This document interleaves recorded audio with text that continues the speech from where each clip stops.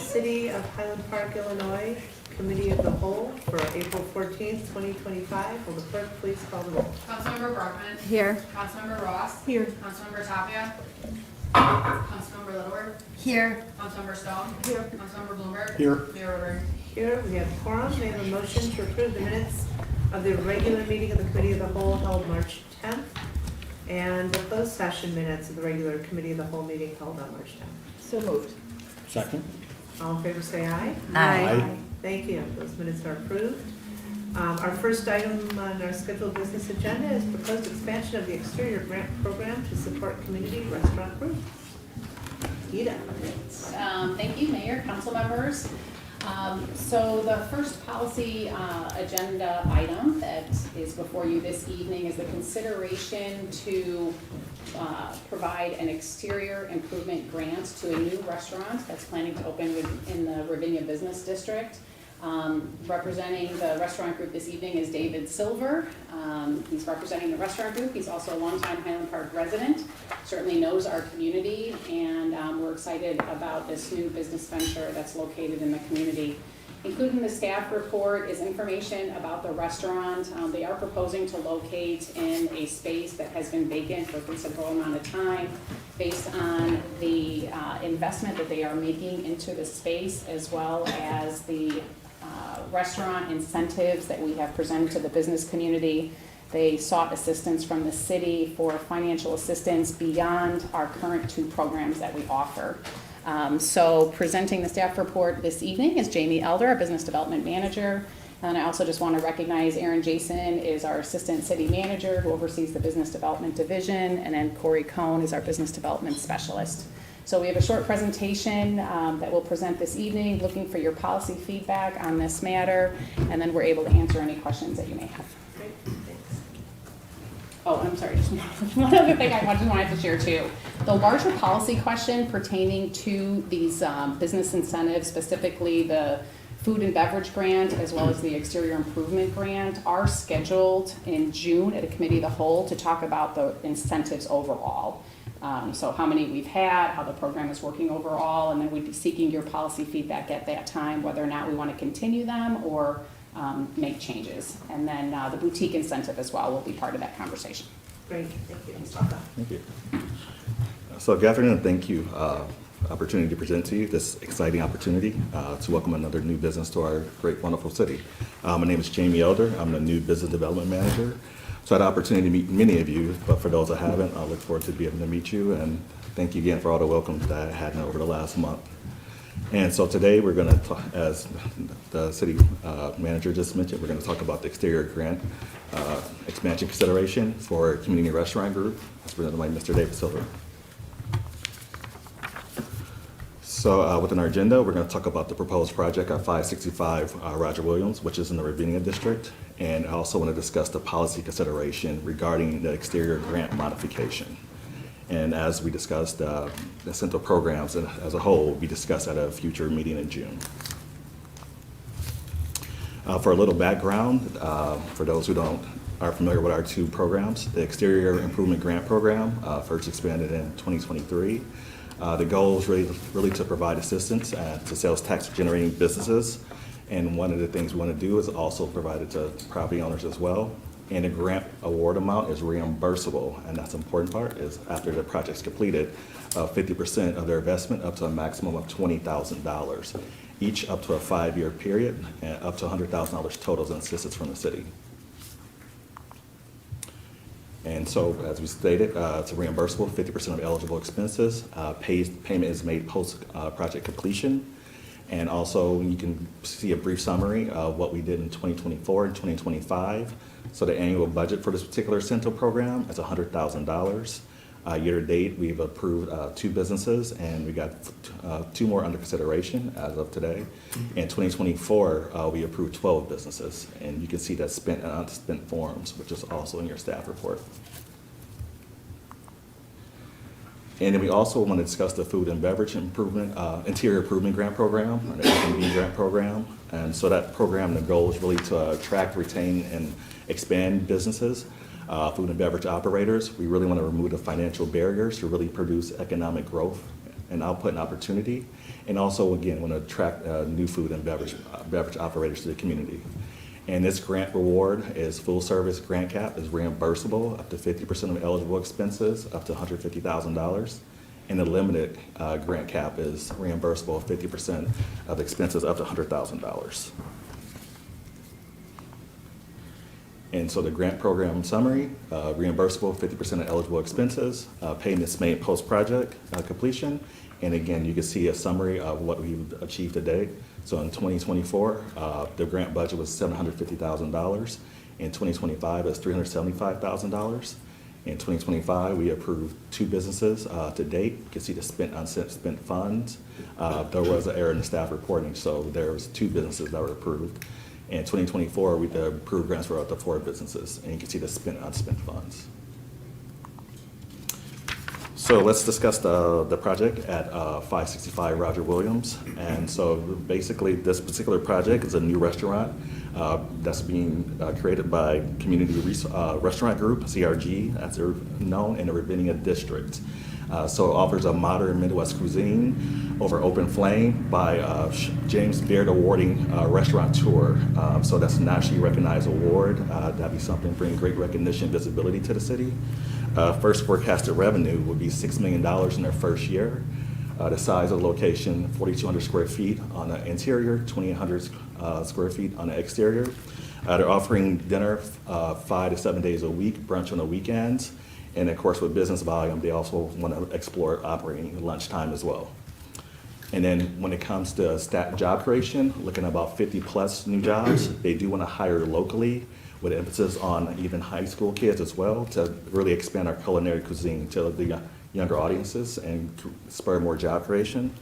And it's really a huge impact and really focus on committed to community connectivity. So outside of really wanting to create jobs for the local population of residents, they also get very involved in high schools. They want to present volunteer opportunities for their staff and employees to really partner with nonprofit organizations. And as you'll see, a lot of the team is really from Highland Park, really committed to the city. So I think that's a really good thing that they really want to commit and anchor to this community. And lastly, when it's demonstrated successful, they also see other avenues to create other food and beverage establishments also in the city of Highland Park throughout their supply chain. And here's a brief introduction of the CRG team. So we introduced you to Mr. David Silver already. He's the founder and partner. You can see his lengthy record and very, very much experienced and accomplished in this field. Also additional partners, David W. Silver, as we stated, he's raised in Highland Park, so he really understands the community, understands the people, understands the culture.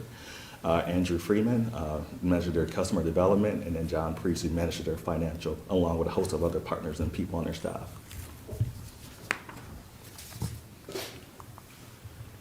And so one thing we talk about the project plan for 565 Williams, the total projected budget is $2.4 million, and the total investment by CRG is $2.25 million. And note that $400,000 of that is dedicated to exterior improvements. And what you see at the bottom is basically a diagram of their interior layout, how it would look, estimated to look once upon completion. So this is the current condition of 565 Roger Williams. And so if you don't know much about it, it used to be an old dry cleaner. This has pretty much been a distressed property for nearly 10 years. So pretty much it's been underutilized, a vacant space. And you can see from the exterior and at the bottom of the interior shots what currently exists there, kind of like an eyesore for the community, lower property value and no economic activity happening. And it does, as you see, require significant business investment to turn around. And this is the proposed exterior design for 565 Roger Williams by CRG. And as you can see from this rendering, basically what they would do is invest $400,000 to create this type of experience in the Ravinia district. So have a seating of 120 interior, 100 in the exterior, and private dining for 40 indoors, and 10 to 35 on the outdoor space. And as I always hear from a lot of our restaurateurs operating in Highland Park is that the outdoor experience is really vital, especially in the spring and summer months to really hit their revenue and profitability goals. So that's why the type of huge investment to exterior is really important. And so the current grant eligibility for what they're currently eligible for, based on the significant investments they made into the interior exterior, the food and beverage establishment interior improvement and expansion grant of $150,000 they're currently eligible for. They're also eligible for the exterior improvement grant of $20,000 for fiscal year 2025. But the current tenets of the exterior improvement grant program only allow applicants to seek $20,000 per year for a period of 5 years. So over the course of 5 years, they can accrue up to $100,000 if they meet the eligibility requirements. So the policy consideration that we're proposing today is due to the significant upfront investment that CRG is making into this distressed property. The staff is seeking feedback by the council to allow for this CRG to apply for exterior grant of $100,000, which equates to the maximum allowed over a 5-year period. If granted, the CRG would be ineligible for subsequent participation until 5 years later.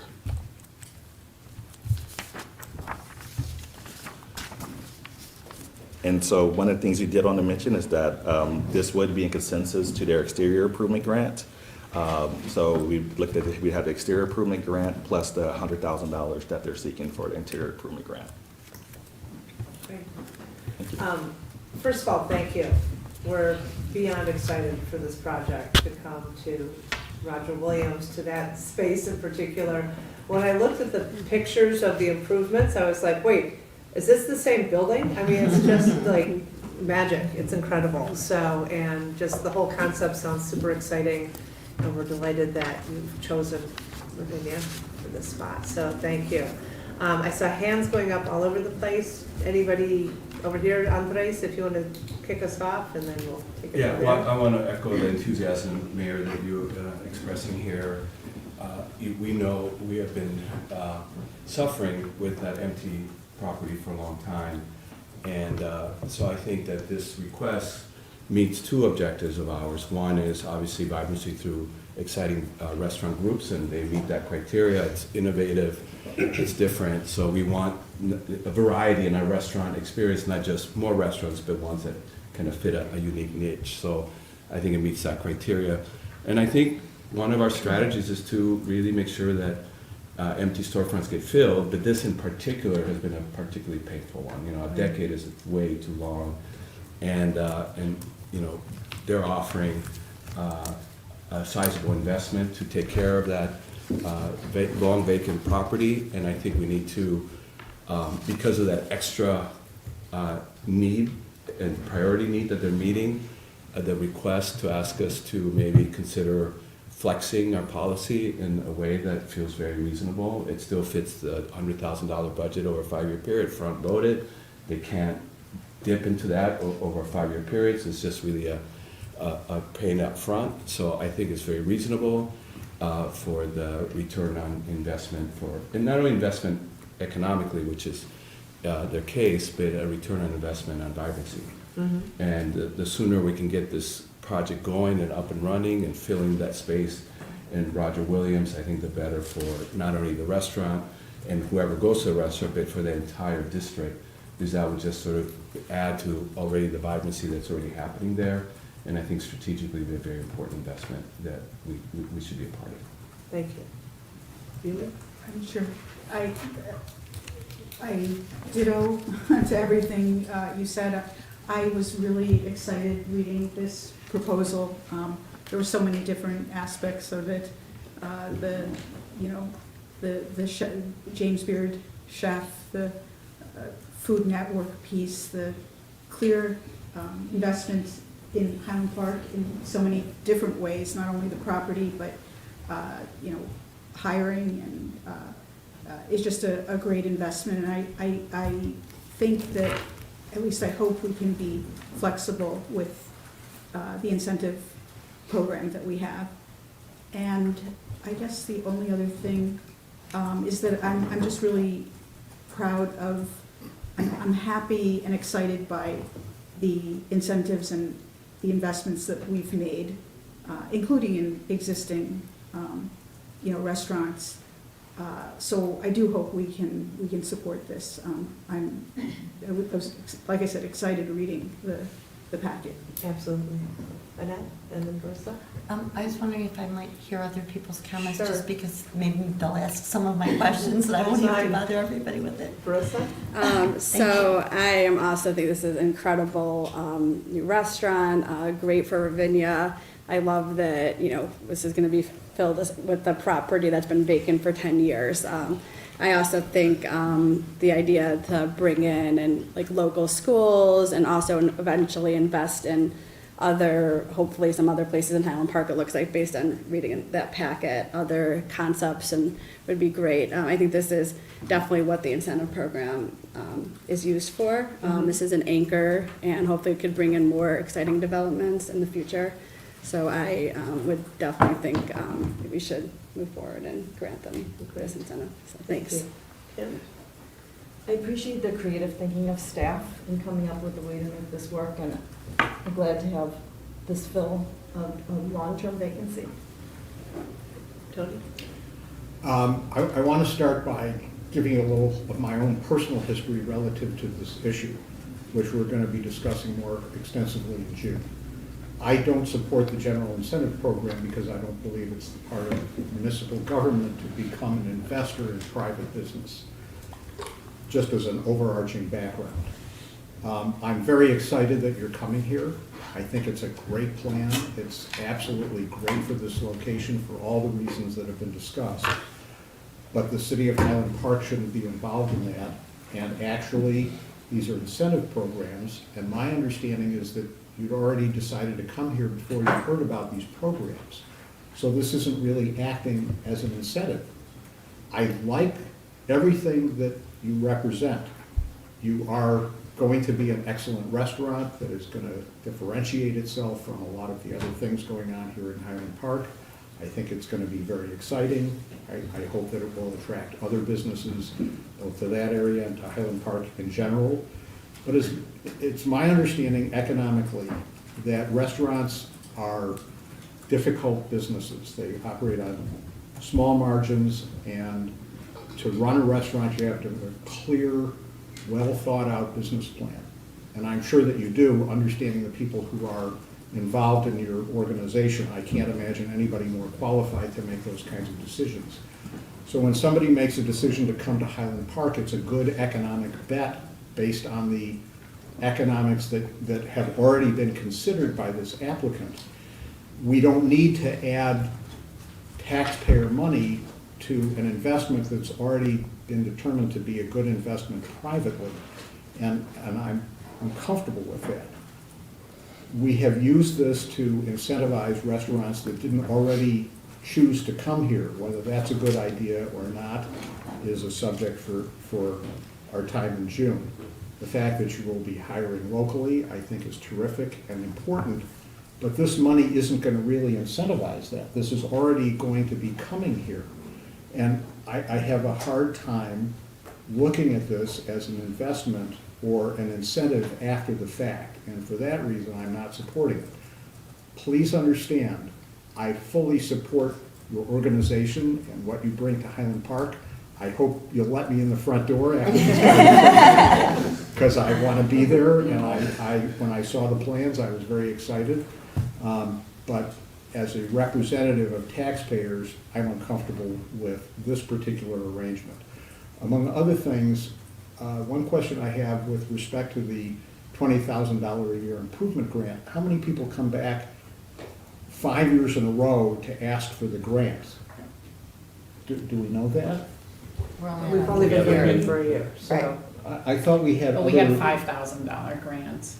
We had smaller grants, so when somebody applies for that grant and does some sort of exterior improvement, I wouldn't really expect them to come back each year and ask for more money to do that.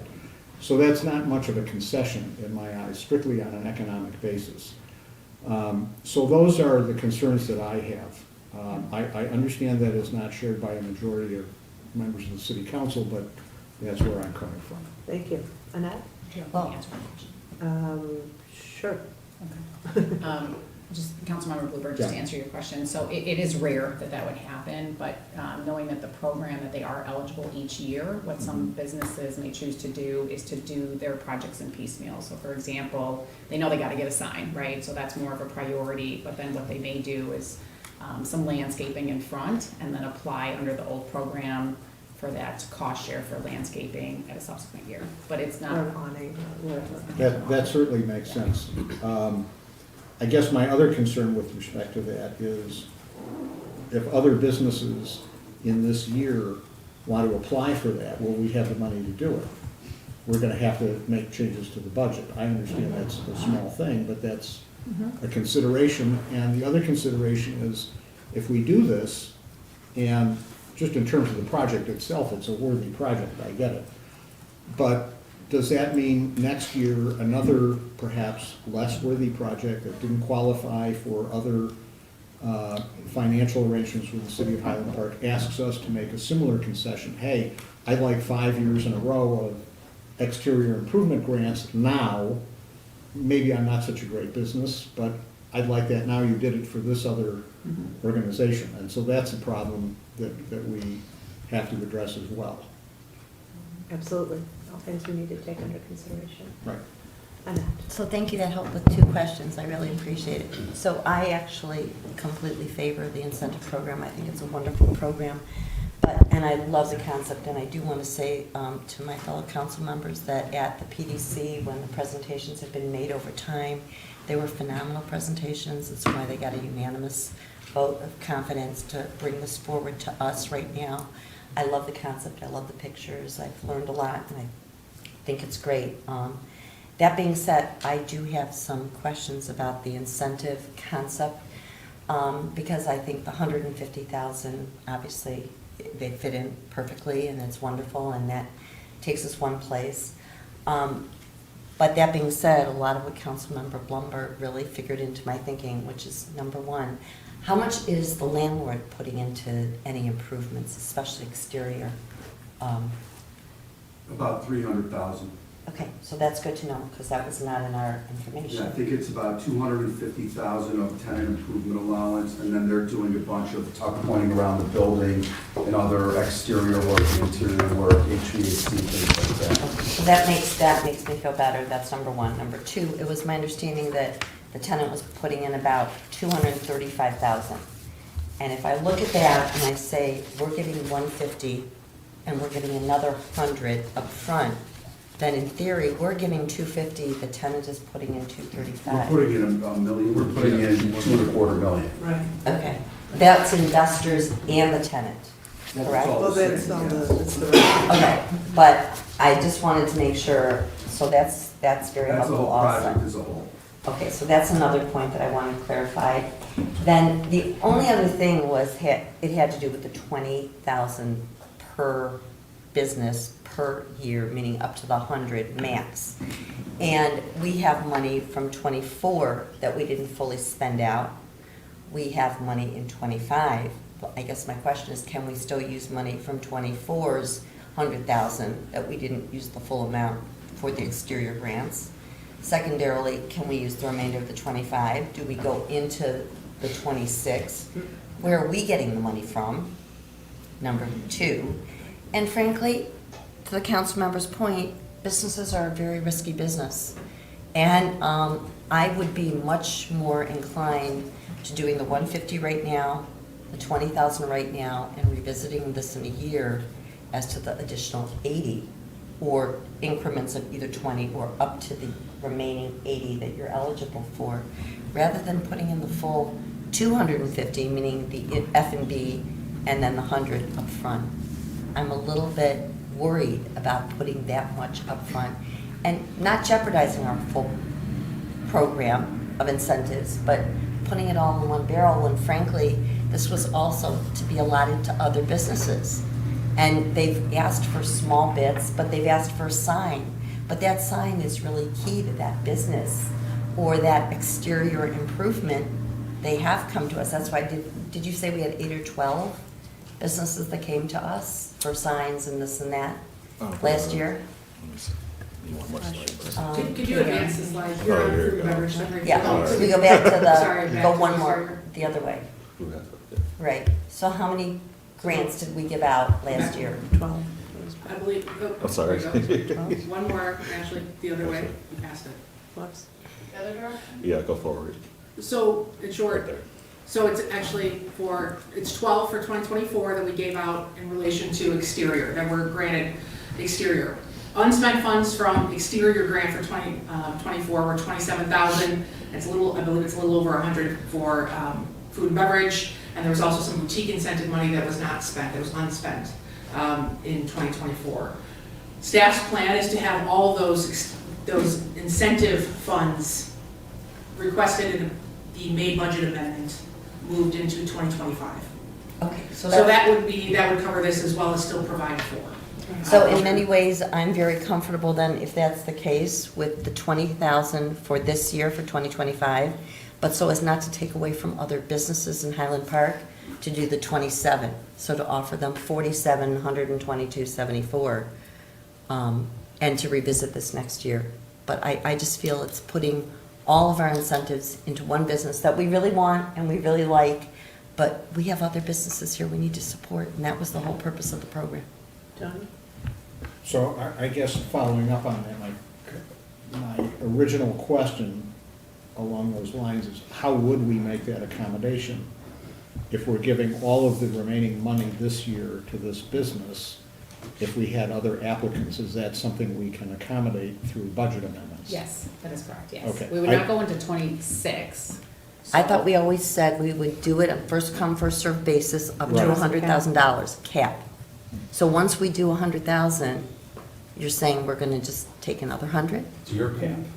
It's a this is a policy that was set by the city council. So if, for example, under any programs, let's say we didn't have CRG come forward, if we depleted all the funding for this program, we would come in advance to the city council and say, here's how many grants we've issued so far, here's been the feedback from this program, is there an interest in continuing to offer this program? And if so, then we would present either a budget amendment, or we would transfer funds from another account that we may be not anticipating to spend funds from this year, and then work it that way. So our recommendation is simply a recommendation of a cap of 100,000. Well, that's a policy, so That's we've our been policy. adhering to the policy. And that's how our Yeah. budget was created, and I think an important thing to remember is this isn't an in perpetuity program. Right. We don't have endless space for restaurants, and I mean, we all like to eat, and we're gonna need a diet plan with all these great restaurants coming in, but I think, at a certain point, we've kind of saturated the market and done our part to help Right, be the get things catalyst. going again. Right, so I guess my question is, are there plans, I see you, thank you, to continue this into future years? Or are we kind of to that point where because remember we always said, it's one or two that are gonna kind of bring us back to life, and we certainly wanna We wanted to support our create a critical businesses mass. and Right. bring everybody along, but by the same token, to your point, we're not a bank, so. That's the June conversation. But the June that's why I didn't want to get conversation. into that Right, here. I was right. just saying that currently the policy is $100,000 Correct. for exterior grants. And I'm looking at the current businesses, the current policy, Right. and it is April. And So we're a third of the way, by the time all is said and done, we're Right. through a third of the year. To your point, the 27 from last year with the 20 for this year is pretty darn close to That's exactly halfway right. to where we're trying to get to, in addition to the 100 or whatever people are approving, so I think And it's- then we'll have our June meeting, and I'm And fine with figure all of out that. if But I there's- just wanted to throw out to this group, this is an option. And it's not that we don't want to be totally supportive, but we have a lot of businesses in this community that I feel we put this program forward for. Right, right. Gita, and then I just I'll want play the to Andre. just emphasize one aspect of this initiative, just for anyone who's watching this at home, is we would not be bringing forward this type of consideration just for any business that comes forward. Right.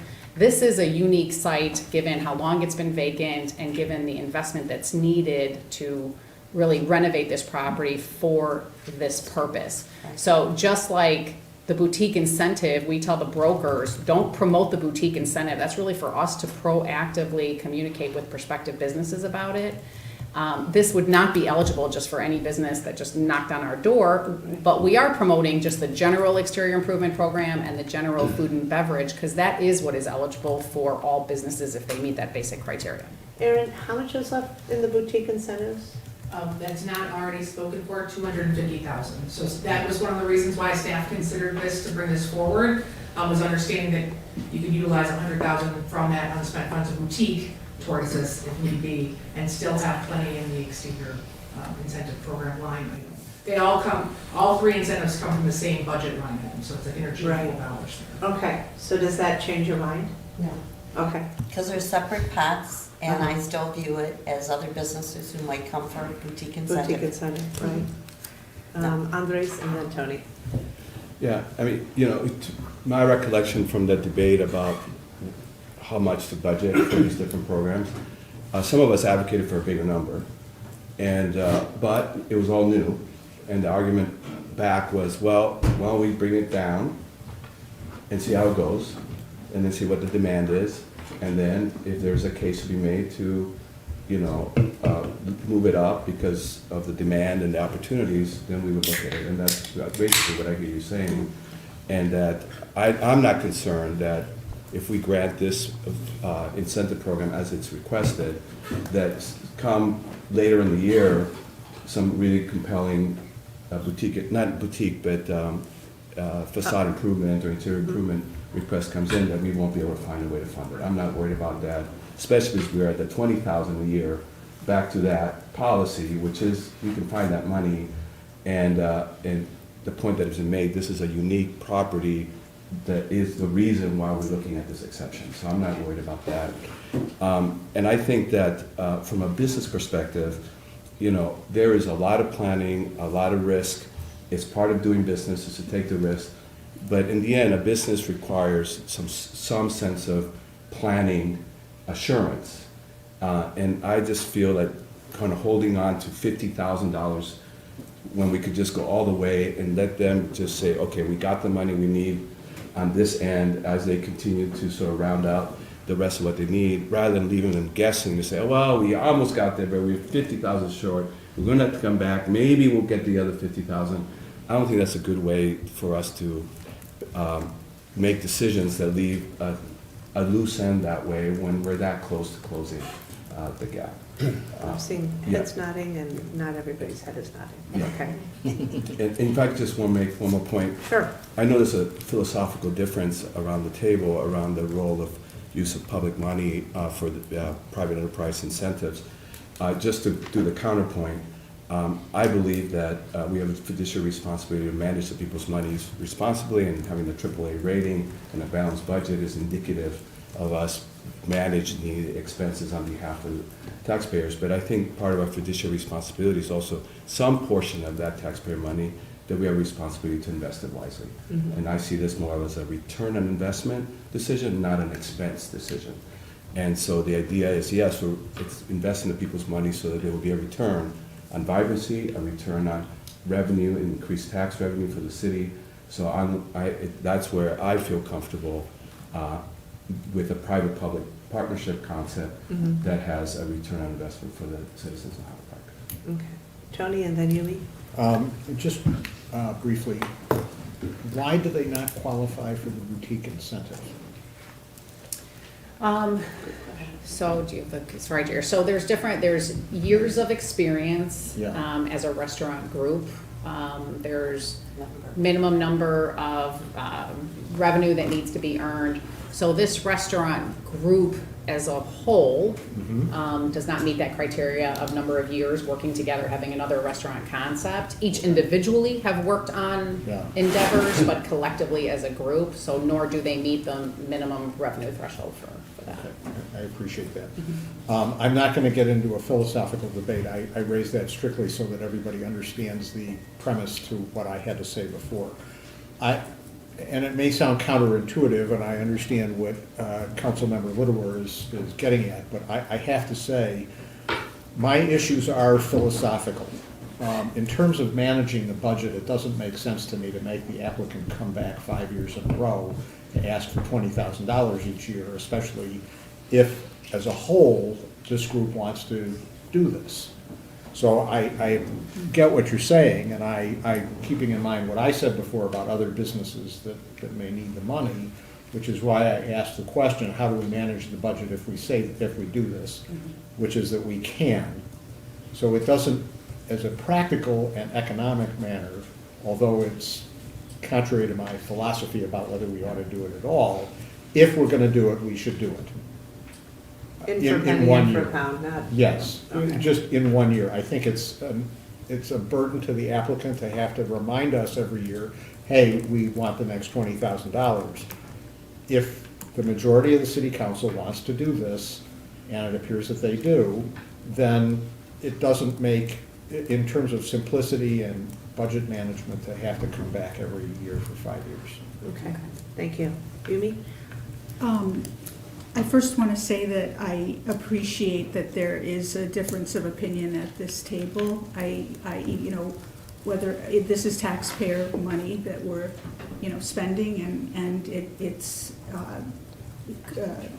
great and important and healthy that we're having a robust discussion about it.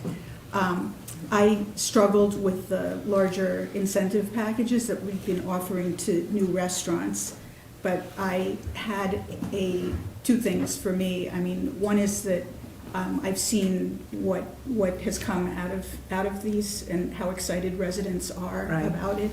And I had a great conversation, a helpful conversation for me with our recent past business development head, Carolyn Hirsch, who talked about, you know, how these restaurants just weren't coming to Highland Park, and that it was kind of transformative to be offering these, and that we were suddenly getting lots of interest in Highland Park. And this was coming from somebody that I've made it, I've tried to talk to restaurant owners who feel, you know, they loved Carolyn. They felt that she was their advocate, and it was coming, this information was coming from her. And so I support the proposal as it is, even as I respect and appreciate that questions are raised about it. You know, there are other areas that I feel like I'm going to be a bit more concerned about budgetary, you know, expenditures and whatnot. This, Sure. I'd like to This you're invest okay in. with? Yeah. Okay. I get the sense that there is a majority in support of moving forward. So is that something that we That's all would? we need. Thank you. Yeah. That's it. Okay. Thank you so much for your feedback. Thanks, everybody. It will come back formally for final Right, consideration. exactly. Thank you, Thank you. everyone. By the way, Amy Morgan was my first girlfriend at 6th grade at Elm Place Junior High. And she That was broke- you? And she broke up with me after 6 weeks. I don't know what I did wrong, but we still remain friends. So. I love that. Thank you. Thank you, everyone. Thank you so much. Okay, the next item are the exclusive catering agreement for the Moraine with Catering by Michael. Great, thank you, Mayor. We have this scheduled on the committee of the whole for a policy discussion. Erin Jason, Assistant City Manager, has been working with our colleagues, Jeff and Lisa Ware, representing Catering by Michaels. They are with us this evening as well. I've talked one-on-one to individual council members, and based on your questions, we put together this PowerPoint, and we're starting off with just making sure we are all aligned and providing a background on the totality of this project. Not going back to 2014 when we first started considering a new senior center, but just going back to hiring our potential engineering firm that we contracted with. So we're going to provide background, give an overview of how we became partners with Catering by Michaels, the ongoing negotiations that we've had for an exclusive catering contract, and then also talk specifically about the proposed kitchen build-out, and that is on the regular city council agenda for formal consideration this evening. Okay. Thank you. Thanks, Kate. I'm not sure what that little square is, so that's not part of my presentation. That little square in the top. So, now we're like zipping all over the place. No, we're all awake. This is. Which proposed? Yeah, I don't know what just happened there. I think you guys just what you mean. Okay. All right, still ignore that square of things. So you're all used to me by now, you know I like a visual, so I wanted to kind of talk you through the project background first. So we're gonna start on the left and move through. In June of 2023, there was an RFP issued for design services. So what do we want the renovations to look like? What do we want them to include, et cetera? So the city entered into a contract with Highland at that time to provide those professional design services. In October of 2023, we came back to Committee of the Whole to talk about that preliminary plan.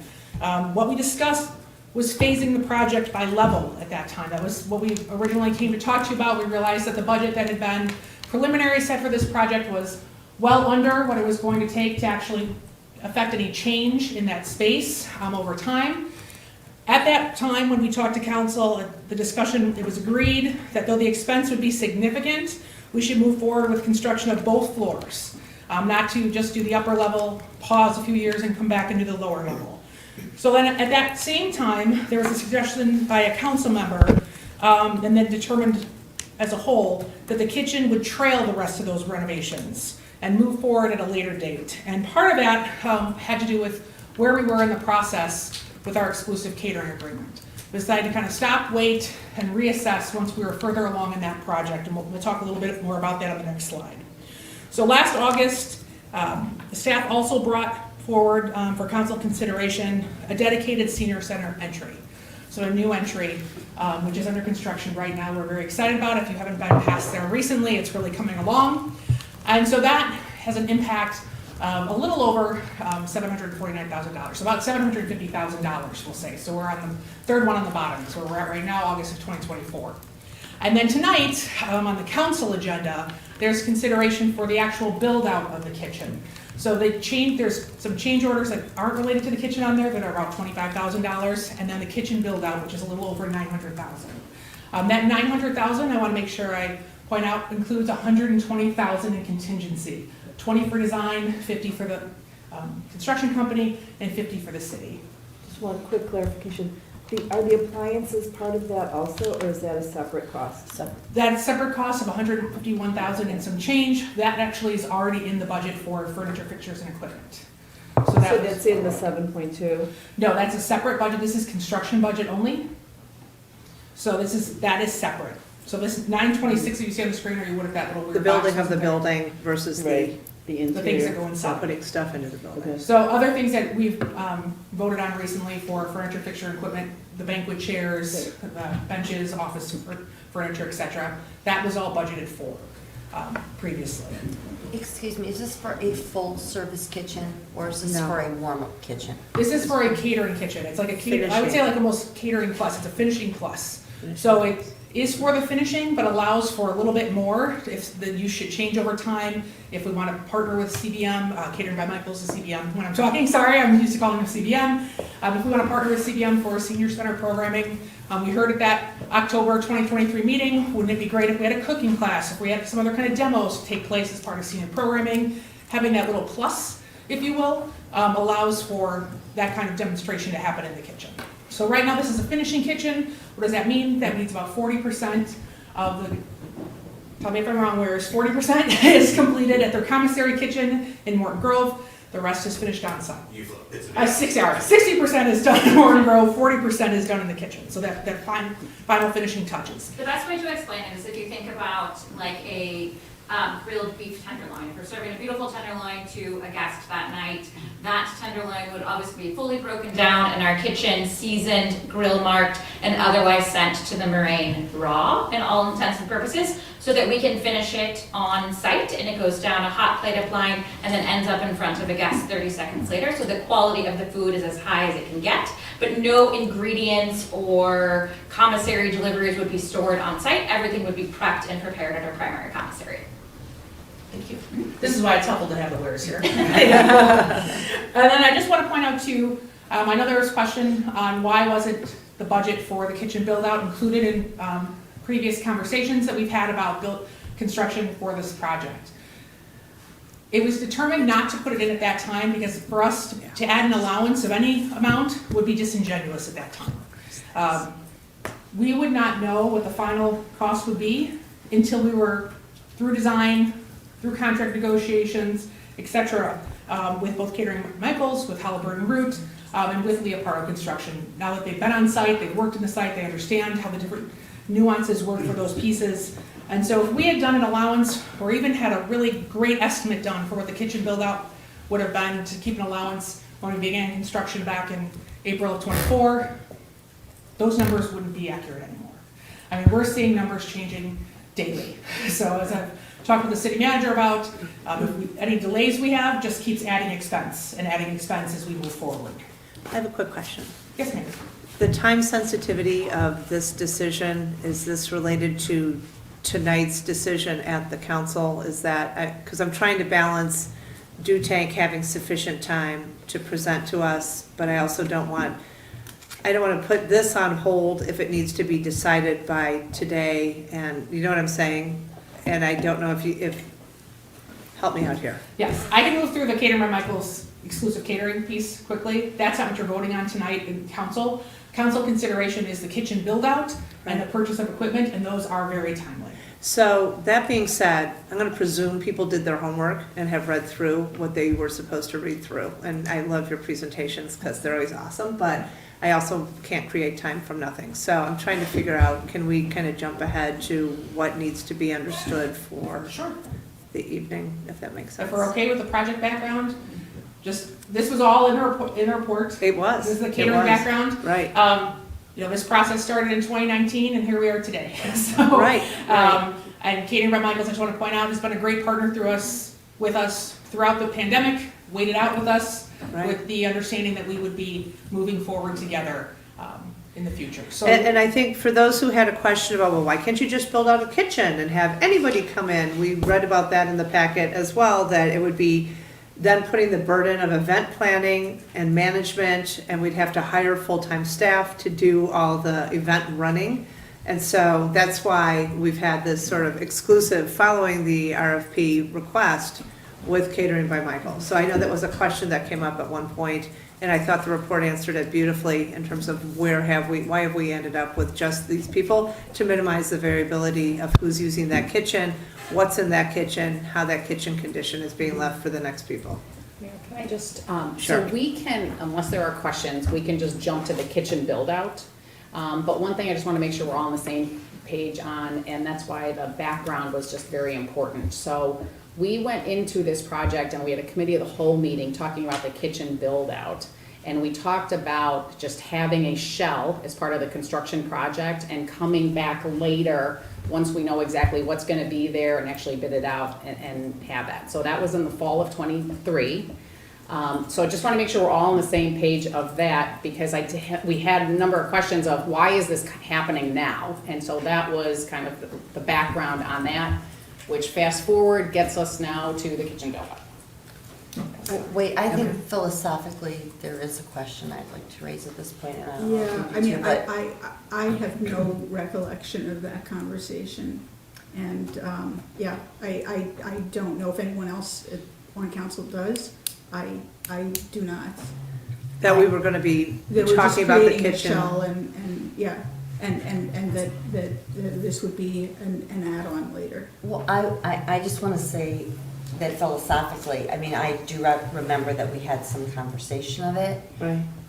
And it's one thing, and I understand not being able to predict costs. Nobody could have predicted COVID, nobody could predict the construction costs today, everything else. So it's not about blame, but we knew that some sort of kitchen was going to be a part of this project. It's an Right. event space, for God's sake. Right. And so at least to have a placeholder, and again, phase in is fine too. So if someone says, you know, I might know somebody in the kitchen industry, maybe I would have bid this separately. I have no problem with bidding it separately. I have no problem with prices changing, because that's the world. What I do have a problem with is I need to see the whole general picture. Yeah. And frankly, when we got to the east entrance, I do have a recollection of saying, is this everything? Right. Because I actually voted against it because I was so upset that we went up $750,000. And so I just feel like, and again, I'm not blaming anybody because I think people have really been diligent. But I just found it shocking. If anything, I called today to say, was this a part of it? To your point, Kim, I just thought you were breaking down for us what we were actually gonna move forward on. But I knew there had to be some sort of a kitchen in there. Right. And so I'm just shocked that now it's another $1 million. May I ask? I mean, Sure, I would and like then to Kim, yeah. follow on what, because I had the same question, and the city manager knows, we spoke on Friday about this when you brought it to my attention. I was shocked at the price tag, 900,000, and that it felt like a repeat of what had happened. Of the with entrance? East entrance, which Mhm. I had raised back when we had to vote on that contract. We discussed it, and I said, this process, it just doesn't, it's wrong. For me, it's wrong to, it felt like it came out of nowhere. I didn't, and what I asked at that time was about scope of project. When you look at a project like this, you should be looking at the entire scope of it. And so say we set whatever budget, but we know in the scope is a kitchen, and say we had a placeholder number for it, but at least a number to be a not to exceed number that we're aiming for. And if you are doing that, then you can design this, you can prioritize, well, if it's going to cost that much, do we really need, these pieces? Maybe, a more, sustainable appliances in the kitchen. That's one piece I know that Councilmember Stone cares about, but so do the rest of us. That we could have, if we'd fully looked at the scope of this, we had a budget that we were shooting for, it would have informed all the other decisions. And I believe we could have had a lower number, but my upset comes at, having to, nearly $2 million, $750,000 for the east entrance, $1 million for the kitchen, that were add-ons that we felt we learned about, Thursday before Monday, vote.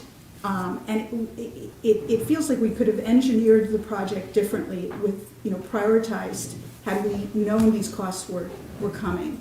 And I do agree with the placeholder idea that I said to you on Friday, if we had budgeted, even, $500,000 or something for it, but we knew that was coming down the pike. And then to have to defend this to residents, I feel like it's on us. And so thank you both for raising this, and Kim, I know you had something you wanted to say as well, and then I think we need to take action in some way, shape, or form in terms of whether it's this evening's agenda, we need a better understanding of what's happening. So if you could just share your thoughts. I'll try and be quick. I completely agree with what Councilmember Ross and Littler have said. We've got $1.75 million in extra expenses beyond the budget for this project with the kitchen and the east wing, or the east entrance. And we would have potentially changed other things within the project so that this wouldn't be so much additional cost had we known this was coming. And now it's coming to us in a time-sensitive way as an emergency without giving us sufficient time to think through other options. The one it was like $150,000 in appliances, which I know is separate from this because it's the interior and that is budgeted, but that's coming to us on tonight's agenda as a no bid contract. Right. And that's a lot of money for us not to be going out to bid to get those appliances. And perhaps we could have more sustainable and cleaner appliances if we went out to bid and we could look at the numbers and find another contractor that might be, or another supplier that might be able to provide those appliances at a more reasonable cost. So I've got a few levels of concerns. Right. So, just considering the time, I guess, Right. maybe could we just, this is on the agenda over there, and we can certainly have a policy conversation. Well, I'm wondering if we want to have items 23 and 24 held. Continue. so. Yeah. I think we have, I understand that we're up against a deadline, but I'm sensing that there's not enough comfort with where you need us to go, and it's sort of a chicken and egg situation at the moment. Why would we approve a bunch of stuff if people aren't even comfortable with where things are headed with this larger kitchen project? I think we need to Well, we delay. don't, yeah, and that's fine, but I guess it would be worthwhile to have a policy conversation. You wanna, before you vote, have a policy conversation, I guess, is there comfort What I'm of saying starting is that policy not conversation? take that vote tonight. But can we have a policy conversation so at least we hear, and at least you have an opportunity to hear some of the rationale of the bidding that was done and the costs and the rationale why? So now we have Dew Tank here, we're. No, it could be at the meeting, because it's on the agenda at the meeting, if you like. Are people wanting to have that conversation out there, or do you feel like we need to? I'm almost inclined to say, and I don't know what's on the committee of the whole in our next meeting, but having this conversation in 2 weeks, people can firm up their questions, you can have a better understanding of where people are coming from. We're not completely running out of time. Okay, yeah, and I guess I would just ask then if you could get me your questions. What I'm hearing from the council is we want to have a policy conversation. The challenge that we have, for example, like the sign code I have on the city council agenda because it's been postponed twice because of packed committee of the whole meetings. So, so maybe if you could just make sure to get me all your questions and then we can provide a comprehensive Q&A as part of a staff report. Hang on, yeah. I just want to add, if the council's not aware, I'm not aware of all of the timeliness deadlines relating to getting this decision back to Halliburton and Leopardo, but there are a number of events booked in the event space this year, including many residents and nonprofits based in Highland Park, Right. that their events are already being negatively impacted, and as this process continues to be delayed, we're significantly impacting revenue back to the city, as well as the experience that these end users that have contracted for events in the space are having. Thanks for mentioning that. Kim, and then Yumi, and then we gotta move on. I think, I don't know how others feel, but I'm completely fine with moving forward with the Catering by Michael's agreement. Okay. And then further discussing these other things at the next meeting. And I'd like to see a breakdown of the costs for the appliances, and the comparison with the cost for electric appliances as well. Okay. So, who wants to go first? Aaron, do you want to?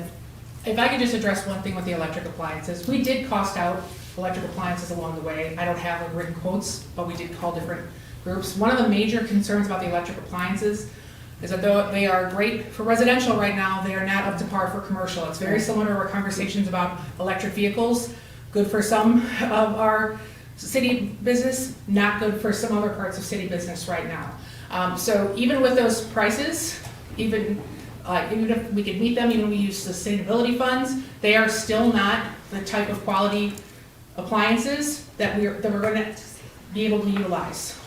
So there's concern there that the electric appliances themselves would not be beneficial for us to incorporate into the project. We did look at induction. We did, you know that I'm more aware than most about what the sustainability plan is, Councilmember Stone. So it is certainly a consideration we made. But there is, the Wares are running a green certified catering We're a business. business. Four-star green restaurant certified Yeah. caterer, there's only 2 in the nation. Well Yes, done. and so we are very aware of sustainability with it. They have expressed to me, yes, we'd love to have all electric appliances, but if the city has the money to put towards electric appliances right now, it's better spent somewhere else because it's not reliable in kitchens of the commercial level at this level at this time. So I see your hand. Hang on one second. So my understanding is we have sort of 4 decision points at this point. Catering by Michael's contract, I think people are comfortable taking action. Appliances, I hear what you're saying, and I understand where you're coming from, Kim, but I don't want that to hold up this whole conversation. Item 24 is to get the kitchen equipment. And then item 23, I think, is the sticking point, right? Because that's the much larger construction.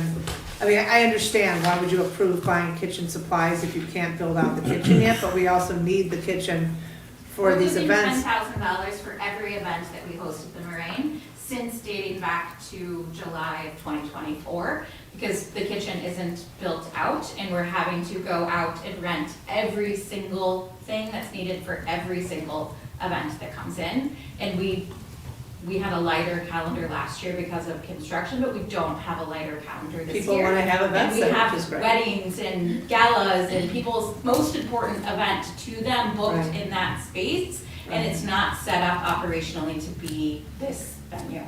Okay. I do have one problem with the contract, actually. All right, hang on. Yumi was next, then Annette, then Um, Andres.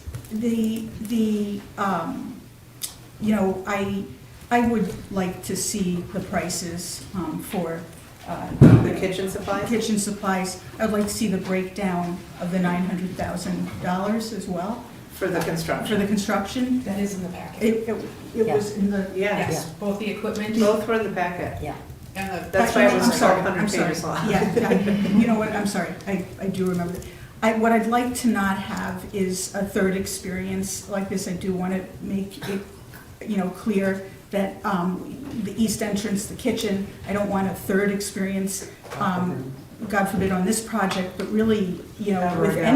any It's project. too much. It's too much, and I'm gonna, I guess, say for the record, I feel bad to say this, but I'm gonna vote no if, you know, because I just feel like I need to, you know, draw some sort of line for myself.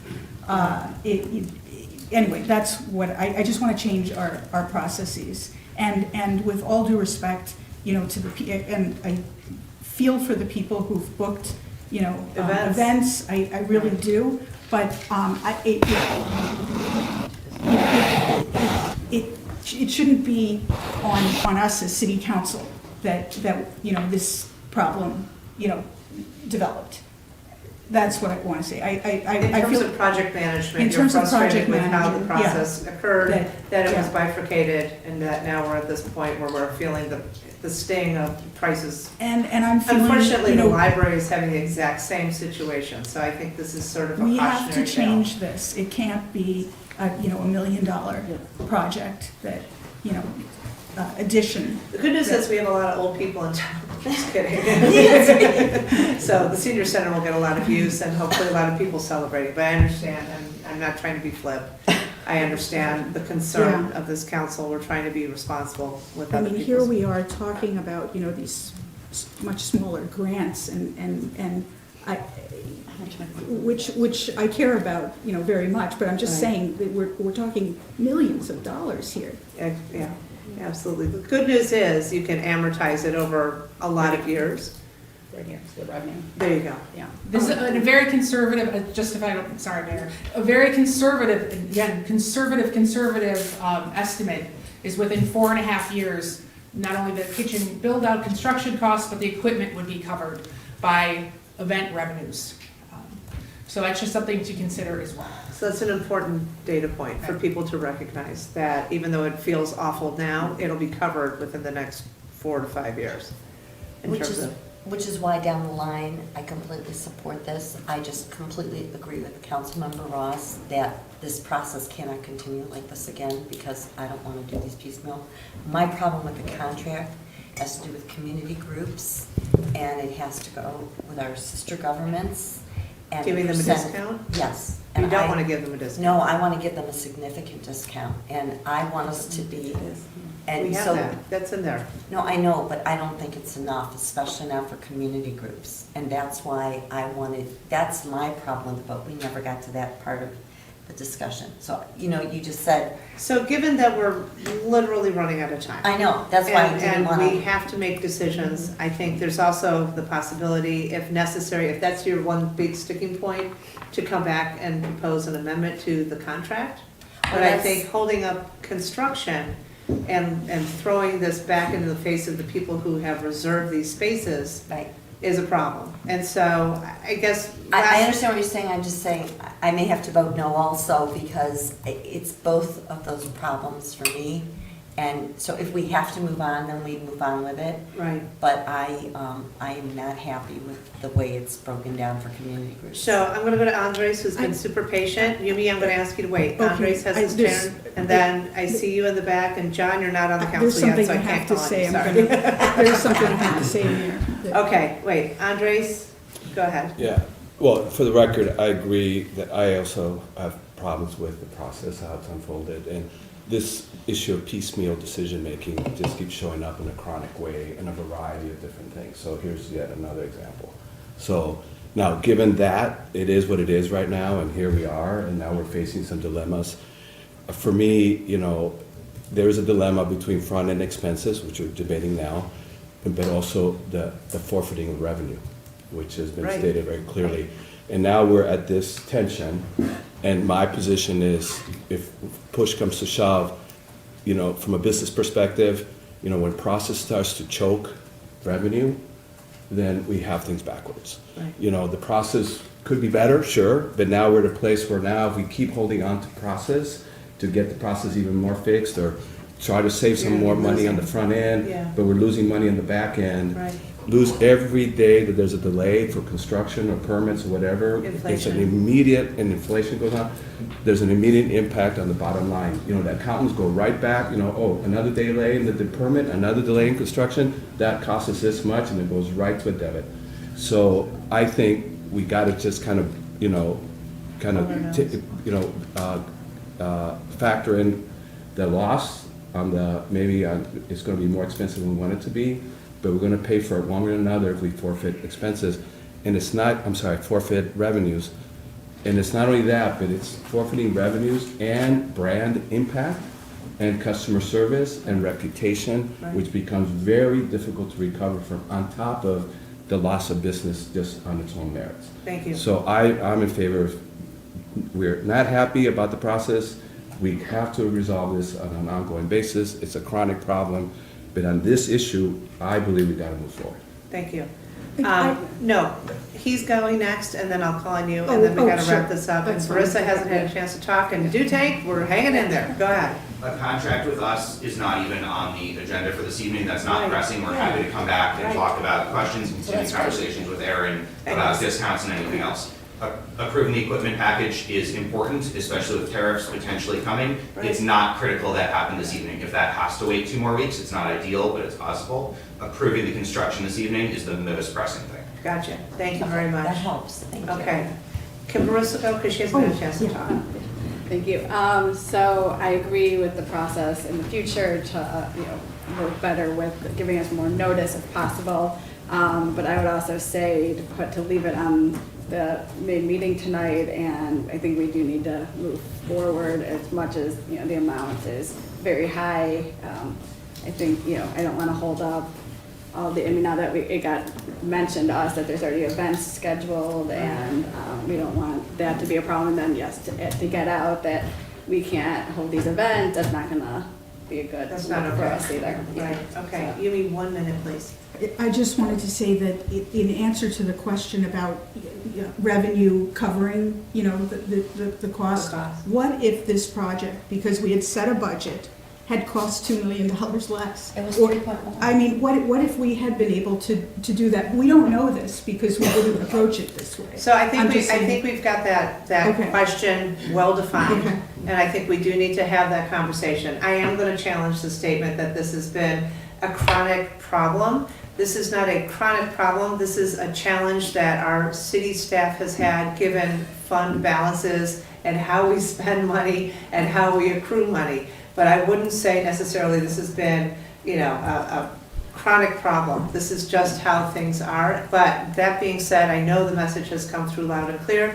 People are not comfortable with the magnitude of where we are in terms of this cost overage. Sadly, I think this is a trend for the future that we're gonna have to figure out how to manage, and we will. So I'm gonna ask the noes if you would consider being yeses with an explanation of why you have concerns and share your concerns, but move forward with this, both 23 and 24 this evening, and say with a very clear message, we need more understanding of how we end up in these positions. Is that okay? Think about it, don't give me an answer, because we got It's a city, that would be, okay. out there in the city council meeting. John, can't wait to hear from you in a couple of weeks. Sorry. I'm sure you had something good to say, and I appreciate your patience. Okay, Erin? Thank you, Mayor, and thank you all Thanks for for the playing at home. conversation. I just, when you're considering later on the dais, do remember that 120,000 that is allowances for contingency. So that the 120,000 that we don't believe we'll need to go into this, but that's so we don't have to ever come back to you again for this project and ask for Right. one more dollar. And Right. the supplies have been budgeted for. Correct. Yes, Okay, that yes. helps. Tony? I have to take off, as you know, but I agree with Andres regarding how to proceed with the vote tonight. I won't be able to vote on it, but my support is that we pass this because we have to move forward at this point. Appreciate it, thank you. And I'll say before you go, because we're about to talk about the place of remembrance, thank you for being on the working group. You've Thank been you. an important part of that conversation as we I bring it now to. appreciate that. I'm the sorry I city won't be hall. here for the discussion tonight, but I'm aware of what we're talking about, and we'll follow up with everybody who wants to talk to me. Wonderful, thank you, thank you. Thank you. Okay, cheers, all right. All right, Thank you, Mayor. onward. Thanks, everybody, Thank you. for. So the last item on the committee of the whole agenda this evening is to present to you a report and recommendation as it pertains to the place of remembrance, the location. So let me just make sure we are all on the same page. This is a thoughtful plan that we are bringing to you in different phases. We talked about the overall plan of the place of remembrance a year ago. We have a working group that has been meeting regularly. That working group is chaired by Mayor Rotary. Representing the City Council is also Councilmember Bloomberg. We have staff that is on the working group, as well as representative from the Park District and Jocelyn. We have done very critical is significant public engagement throughout. So I want to recognize Emily Taub as our Assistant City Manager. She oversees the Resiliency Division. Maddie Cotti is our Resiliency Manager, and then Amanda Bennett is here, our Communications Manager. So the staff team has been working on a number of different elements as it pertains to the place of remembrance. Every working group meeting, we have shared the notes from that meeting and updates with the City Council via email. We've also provided regular updates at a City Council meeting. The first phase of the working group was brainstorming various possible locations where a place of remembrance could be held. We had that large list, and then based on considerations of those possible locations, we narrowed it down to a couple of different locations, and then we issued a request for proposal. We entered into a contract with Tank, so I want to introduce and recognize Emily Blazer, and she's going to introduce her team. And so Tank was charged with doing a public engagement, meeting with different victims and the community at large, getting feedback to identify what is the best location for a place of remembrance. So that's kind of been the phases that we've gone to. This evening, we are asking for your consideration to affirm the location for place of remembrance. And then from there, the next phase is issuing a request for proposals, qualifications, to then get into the design. What is the place of remembrance actually going to look like? So it may, I don't want to say it's piecemeal because we don't do things piecemeal, but there is a phasing plan that we have established. And so I want to just make sure we're all on the same page with that. And then certainly if you have any questions, we're happy to answer them anytime. So with that, I'll turn it over to Emily, who will guide us through the presentation this evening. Thanks. Hi, everybody. My name is Emily Blazer. I'm going to take us through this presentation. Do you have a quick question, or do we have a hard stop at 7? I would say 7:10 max. 7:10 max, right? I'd like to leave sufficient time for questions, as I've been present for the last hour. So I want to make sure that I'm going to go pretty quickly through some of these slides, but there's more. Everything you would need to know about our process and the research and the analysis is in the report that hopefully you were able to see, and if not, that's all right. So let's go ahead. All right, this is just a reminder, this slide deck is a presentation, and we encourage you to look towards the final report for any questions and information that you do want out of this. All right, I'm Emily Blazer, this is Alex Spiroff. We were the head human-centered designers of this trauma-informed process analysis and compiling of the final report. We are human-centered designers. All right, I'm gonna give a quick introduction and objective. I'm gonna talk about the process. I'm gonna talk about our recommendation. Then I'm gonna talk a little bit about insights and data, covering these 3 different topics: features and priorities, location preference, and multiple locations. Then I'm gonna have time for Q&A. All right, introduction and objective. As a reminder, we were hired, as Gita already said, to decide on the best location for the place of remembrance. Today I want to show you that data and how we came up with our recommendation and how it is informed by all of the data that you're going to see. Just as a reminder, our main focus has been location selection. Yes, some of our questions entered into features and priorities of this space, but we were hired to just find out where the community would like the location to be. Also, just as a reminder, there will be future engagements and opportunities to communicate with the resiliency team on the next part of the process. As a reminder, these were the 3 location possibilities. We have Port Clinton Plaza, the Rose Garden, and the southwest corner of St. John's and Central. Let's talk about our process. All right, we wanted to collect as much quantitative and qualitative data as possible. How did we do that? We made a human-centered design, focused 23-question survey that we disseminated into the community. We had online focus groups, in-person focus groups, and as a group, in-person focus groups. Our success was great.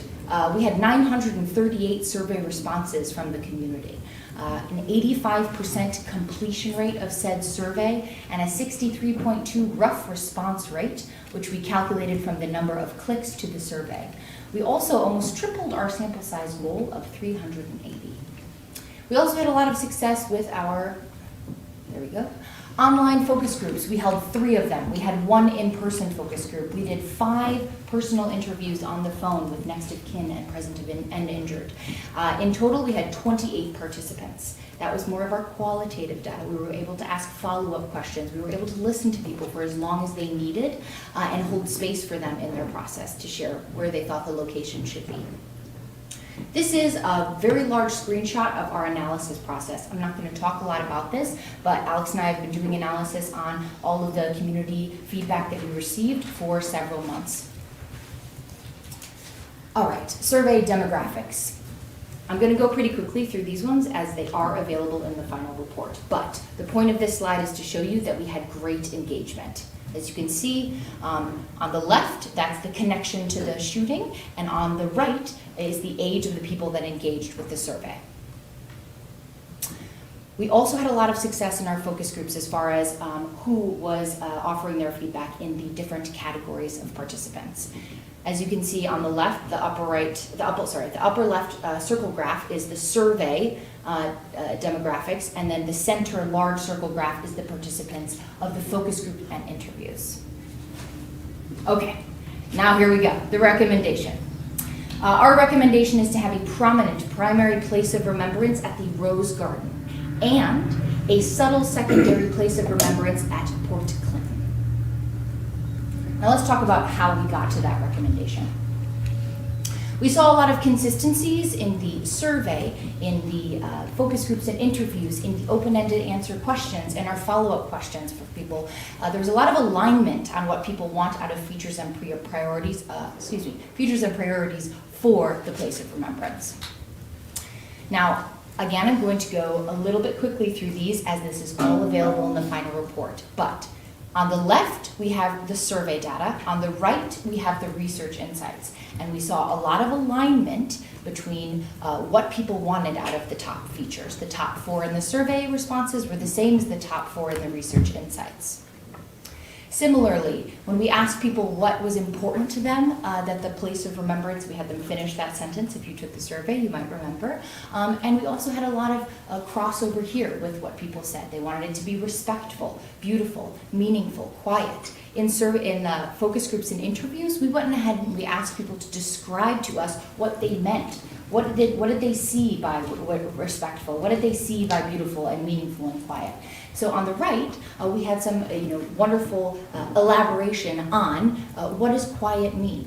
Contemplative, serene, a place for reflection, and the ability to have a moment without distraction. People talked about what family-friendly meant to them.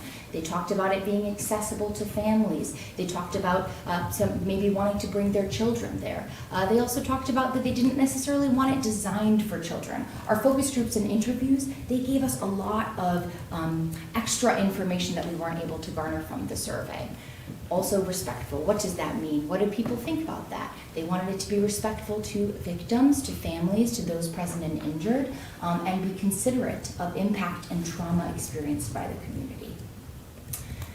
A lot of alignment here with this question in the survey. Remembrance being the number one thing that the community wants the place of remembrance to achieve for the community. Similarly, we love this quote that we heard in one of our interviews. I think the fundamental emotion is to remember, and by remembering, we honor. Participants in focus groups and interviews, they emphasize the importance of the memorial being meaningful, informative, and reflective of the community's resilience and togetherness. We had people rank the following site descriptions and saw alignment again. Serene and contemplative being the number one, accessibility to the community, proximity to the site of the event.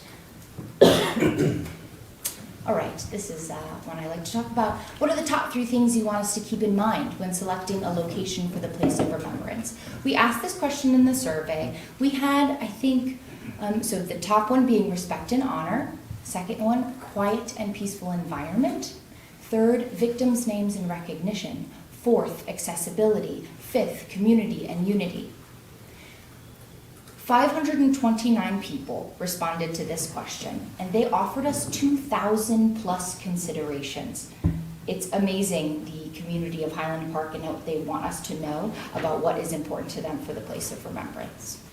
Out of that content, we were able to pull also interesting information and specifics around design, around features, things that we weren't asking people in the survey.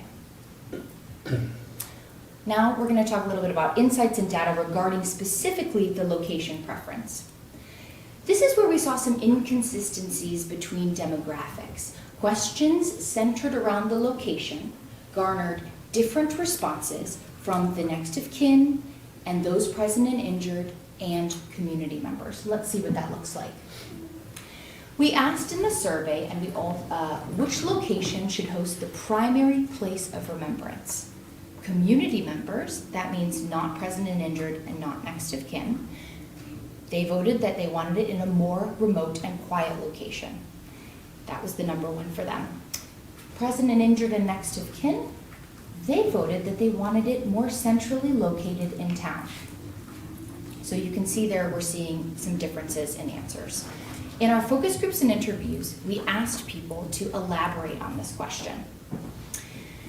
We also asked in the survey for there to be, for them to rank the 3 primary location options. So I'm going to just take a pause and slow down a little bit for this slide because there's a lot going on.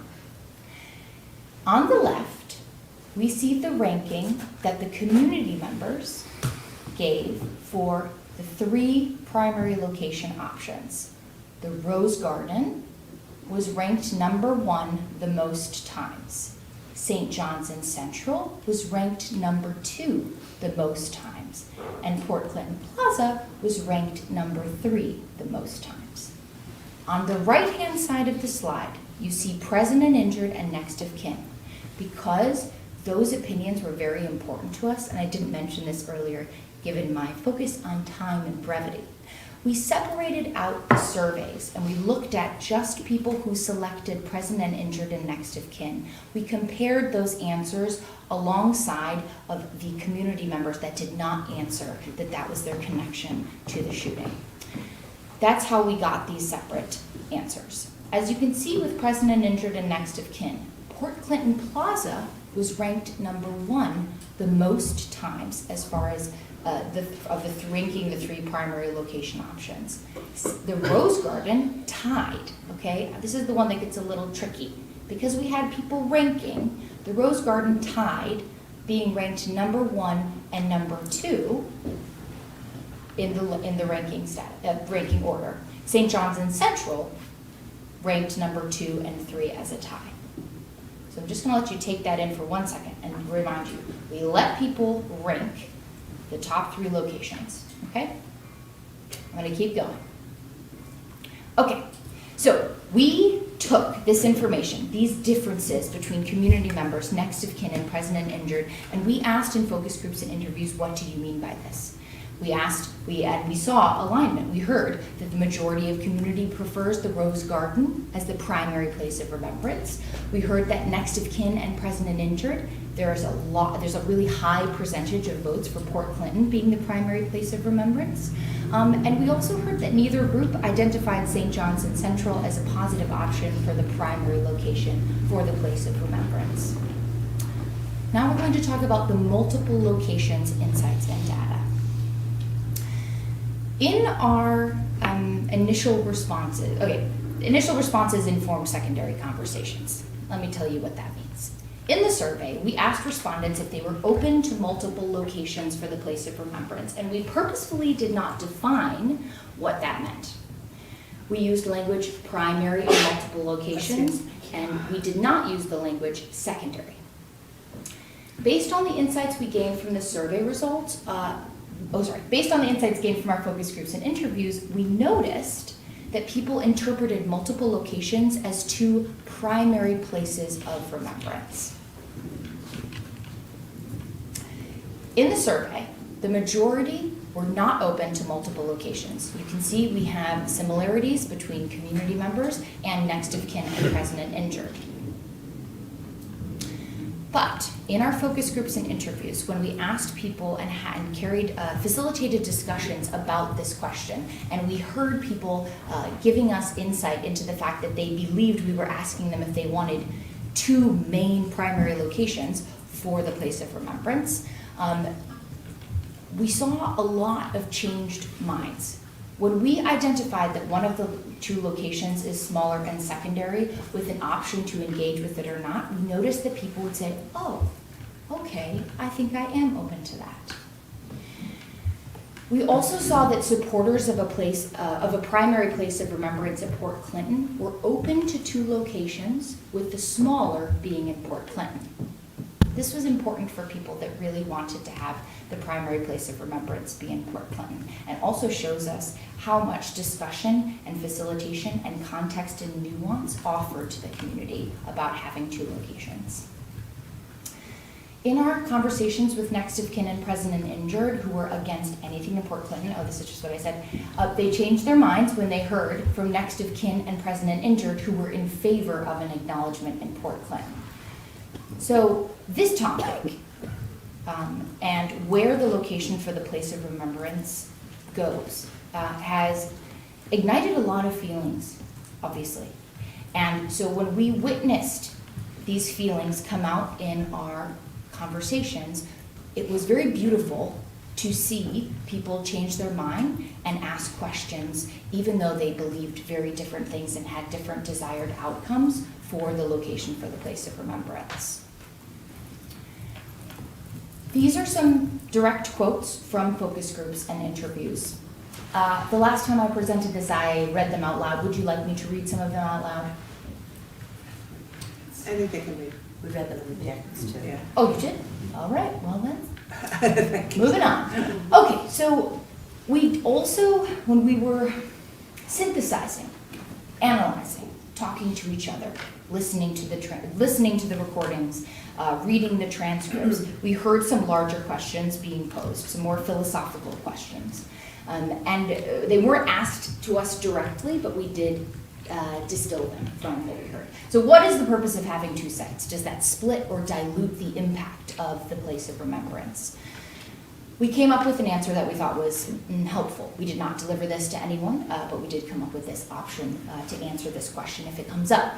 If two locations are selected, clearly communicating the different objectives of each site and why this decision was made. We think that is important to do. This is some language that we offered. All right. Also, this falls outside of the location of the place of remembrance, but we heard this often in focus groups and interviews and in a lot of the responses in the survey. People, whenever they had an opportunity to write or give us extra feedback, they talked about wanting the decision to be guided by families. And we had 63 direct comments mentioning the importance, and then an additional 20 in focus groups and one-to-one interviews. The craggy Calanques is definitely in the way of that first quote. I apologize, but the quote is in the final report. Give you just a second if you haven't seen these, and then I'll keep going so that we can go on to questions. As a reminder, now that you've seen how our recommendation was informed, this is what we are recommending. We think this is the most human-centered and holistic approach to the decision. All right. Let's go up for some question and answer time. questions? Judy? A comment Yes, that this report seems, and I don't have, thank goodness, previous experience with this, kind of awful event, and, but it seems really well done. And I, know one of the people who was right there, Michael Cohen, sitting in the audience. And I did hear anecdotally, not through this process, but anecdotally, that, there were quite a few victims who wanted something in Port Clinton Square. So I feel like it seems like a really good solution, and that's just my opinion. I almost think that there's something, I've seen public art projects where one piece of it is actually in a secondary location. And I also think about how there's so many people who were, impacted in different ways, and some people who weren't present. Somebody I met at the Secret Garden bookshop yesterday who wept, said she was in Glencoe, and just when it happened, but felt very, very emotional. And so you didn't have to be there, although it was quite emotional for those of us who We were heard there. from people across the country Who were And so impacted. there's some poetry in having it in two locations too, like something. And sort I of think it's important to note, and obviously, we've been sitting through these meetings for these many months. As you know, or maybe you don't know, from the Department of Justice Office for Victims of Crime, there's a very strong sort of philosophy about not having people have to be dealing with the re-triggering and the traumatization without choice, that they should be able to opt into the remembrance of all of this. But that being said, we've had some really good conversations as well about maybe it's a garden, a healing garden in Port Clinton that is known as the Memory Garden, or whatever the case may be, that, and Michael and I have had a lot of conversations around this, not having like a plaque in the ground that people will step on because we have so much activity in this area. So that's more to the design piece. But I think in terms of, the quiet respite in the Rose Garden, but then acknowledging that something happened in Port Clinton, and then several of us, including Andres and I, talked earlier today about, but also the resiliency of the community and celebrating life and bringing life back and bringing community strength back. So a lot of design conversations to be had going forward, but I thought it was important to kind of have that nuance added into the conversation. And I want to thank the committee and you for the work. Thanks. And I'll just share, I've spent the last 2 years visiting places of remembrance, not just in the US, but in the world, taking pictures and better understanding the various ways that people do proceed with this process. And we've had conversations with folks from Newtown and Orlando and Buffalo and San Bernardino, and I could go on for hundreds of names, but thanks for hearing what the group has been working on. Kim, you had your hand up, and Annette, you had your hand up, I saw. Thanks. And Andres and Marissa. I really appreciate the thorough and the really human-centered process that you've gone through. I think it's fabulous, and I think we've come up with a good middle ground. Where with the Rose Garden is a peaceful, quiet place for people to have this experience, but having some sort of acknowledgement in Port Clinton and maybe sort of untraumatizing Port Clinton for people by having that there, I think is a really good option. So I like this two option, or two location place of remembrance. I think this is a really good idea, and I don't think it's one we would have come up with had we not had this process. So thank you. Yeah, that's, Andres and I were talking about just sort of life researching. Annette? So, first of all, thank you very much, both to your group and to Mayor Rotary and to Tony for really doing this.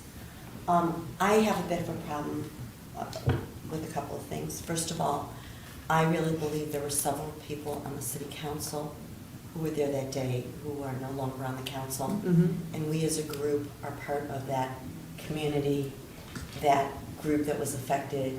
that group who was right there, the Park District Board, not just, their executive director, but their board and some of their spouses who were marching in that very same area, who were actually where we were supposed to have been.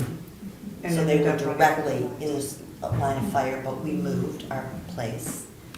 And I don't think any of us were talked to, and to the mayor's. Did you fill out the survey? Yes, but Okay. talked to and interviewed, and I think it's, I really appreciate your saying they're here, but it's not about them being here.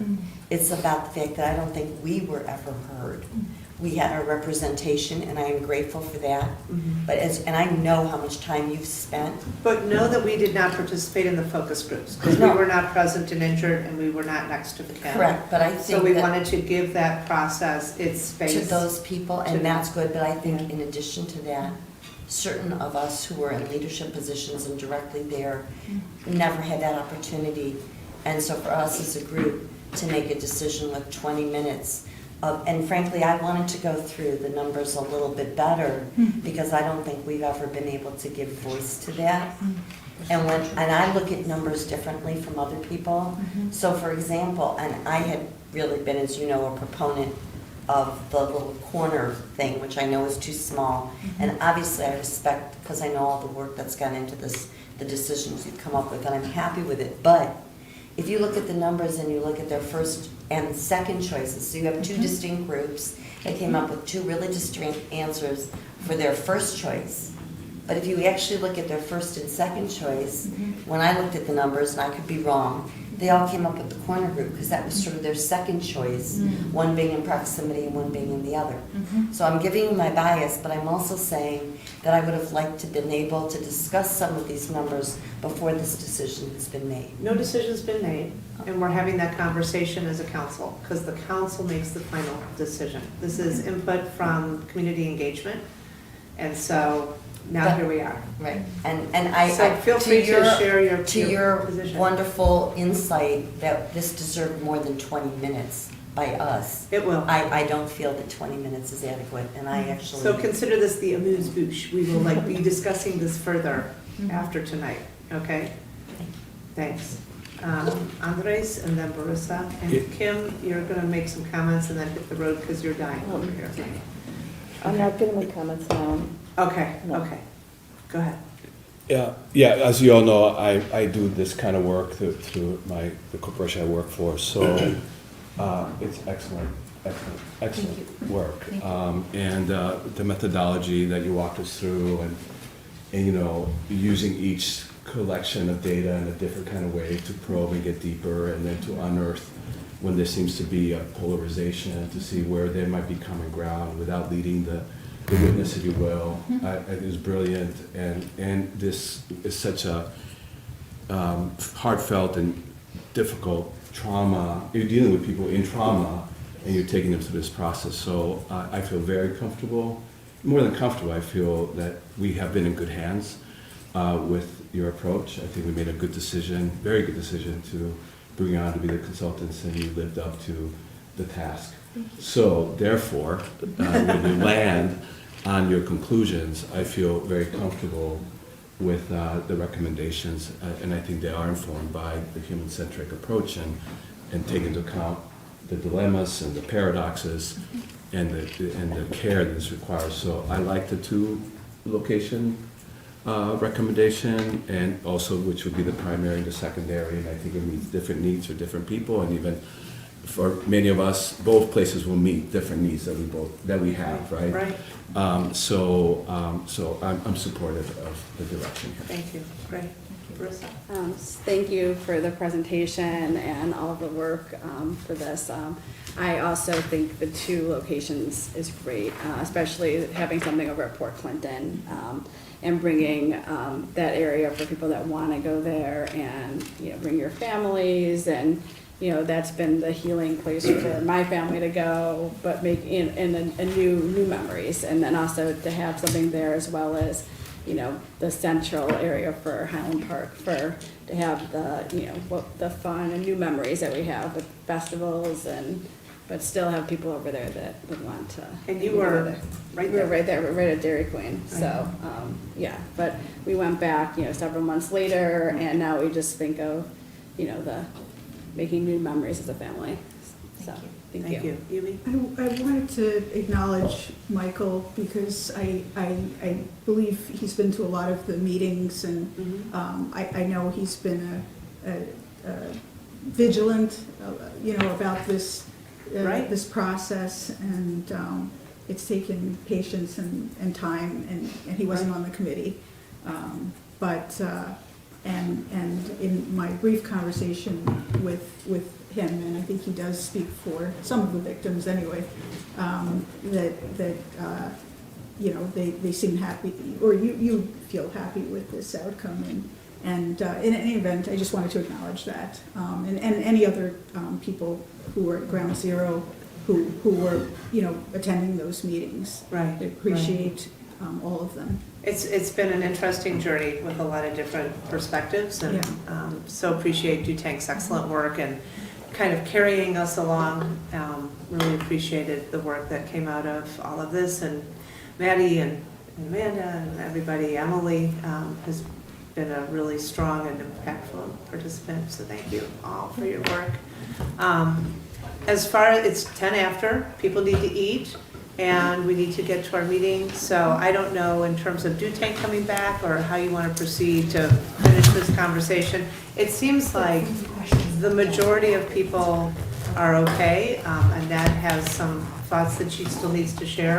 So how do you want to continue? If you want us to bring it back, we certainly can. Our next step, formal step, would be issuance of the RFQ. I sent that to the city council by email, but if you want to discuss that at a committee of the whole, we can certainly do that too. Yeah, this is such an important and also loaded and sensitive topic. Right. There's a direction here, maybe a leaning into it, but I think we need to give it the space. I think we need probably another 45 Yeah, minutes yeah.